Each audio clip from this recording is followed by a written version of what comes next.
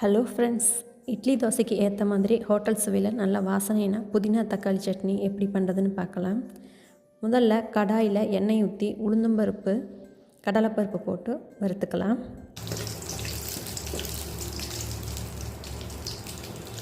கூடவே 4-5 பூண்டு போட்டுக்கலாம்.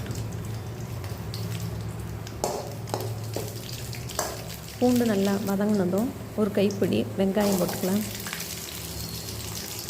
நான் 2 மிளகாய் வரமிளகாய் சேர்க்குறேன்.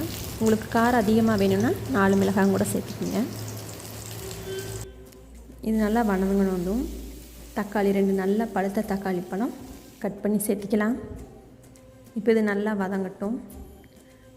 உப்பு கொஞ்சம் தேவையான அளவு உப்பு சேர்த்துக்கலாம். இப்போ நல்லா வதங்கிடுச்சு.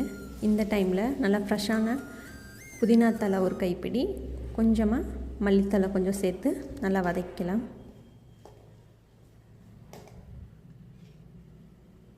அவ்வளோதான், ஆற வச்சு மிக்சியில் அரைச்சிட்டு வந்துடலாம்.